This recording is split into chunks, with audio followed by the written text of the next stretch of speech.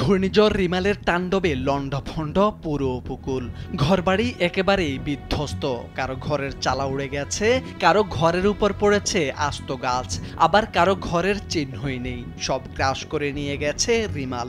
শুধু তাই নয়, প্রবল এই ঘূর্ণিঝড়ের প্রভাবে জলোচ্ছ্বাসে ডুবে গেছে ঘরবাড়ি, ভেসে গেছে ঘরের আসবাবপত্র। মনে হবে যেন যুদ্ধবিধ্বস্ত কোনো নগরী। এমন পরিস্থিতি দেখা ছাড়াও কারো কোনো কিছু করার ছিল না।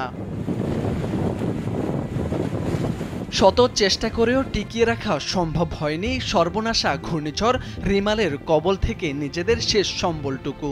তীব্র ঝড়ে আর ভারী বৃষ্টিতে ভেসে গেছে আশ্রয়স্থল, ভাসছে গবাদি পশু এবং মানুষও। পরিস্থিতি এতটাই ভয়াবহ যে উপকূলীয় এলাকা স্বাভাবিক হতে ঠিক কতদিন সময় লাগবে তা সঠিকভাবে বলতে পারছে না কেউই। প্রবল ঘূর্ণিঝড় রিমালের প্রভাবে এমন ধ্বংসযজ্ঞ দেখা গেছে মেঘনার উপকূলীয় এলাকা লক্ষ্মীপুরে। সেখানকার অনেক এলাকা পানির নিচে তলিয়ে আছে। চরম আতঙ্কে দিন পার করছেন এসব এলাকার বাসিন্দারা।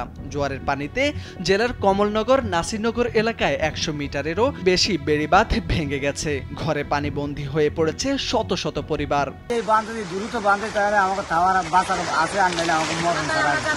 হাঁস মুরগি সব কিছু আমরা রাতের মধ্যে সরকার প্রকল্প দিয়েছে, জিও ব্যাগ ফেলেছে, ব্লক ফেলেনি, যার কারণে এখানে অল্প একটু জায়গা দিয়ে জোয়ারের পানি যেতে গিয়ে খালটা ছুটে গেছে।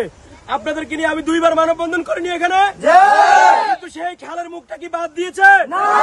এই খালের মুখ বাদ না দেওয়ার কারণে আজকে পুরো নদী বাঁধ ধ্বংস হয়ে গেছে। এছাড়া অতিরিক্ত 3 থেকে 4 ফুট জোয়ারের পানি লোকালয়ে ঢুকে উপকূলীয় এলাকার 65 থেকে 70 হাজার মানুষ পানিবন্দী হয়ে পড়েছে। জেলা প্রশাসনের হিসেব মতে জেলায় 284টি ঘরবাড়ি বিধ্বস্ত হয়েছে। মৃত্যু হয়েছে 1 শিশুর, আহত হয়েছেন আরো অনেকে। রামগঞ্জে ঝড়ে 3:30টার দিকে একটা ঘর পড়ে একটা বাচ্চা মারা গেছে, 7-8 বছরের একটা বাচ্চা। আর এমনিতে তো নিম্নাঞ্চল পুরোটাই প্লাবিত হচ্ছে এই যে জোয়ারের পানিতে। আমাদের প্রায় 4000-এর উপরে লোকজন শেল্টার সেন্টারে রাখা আছে। তাদেরকে আমরা গত পরশুদিন রাত থেকেই নিয়ে আসার চেষ্টা করছি, কালকে থেকেই তাদেরকে ওখানে রেখে আমরা খাওয়াচ্ছি। শুকনা খাবার, খিচুড়ি আজকেও রান্না হচ্ছে, ধাপে ধাপে রান্না হচ্ছে। এছাড়া 3500-এর উপরে গবাদি পশু নিয়ে আসা হয়েছে শেল্টার সেন্টারে। জেলার পুরো বিদ্যুৎ ব্যবস্থা ভেঙে পড়েছে। মোবাইল নেটওয়ার্কগুলোতেও সমস্যা হওয়ায় ইন্টারনেট বিচ্ছিন্ন এই জনপদের মানুষ। ভিটেমাটি ও শিক্ষা প্রতিষ্ঠানে পানি ঢুকে পড়ায় রান্না করে খাওয়ার মতো অবস্থাও নেই তাদের। মোর্শেদ আলম, কালবেলা।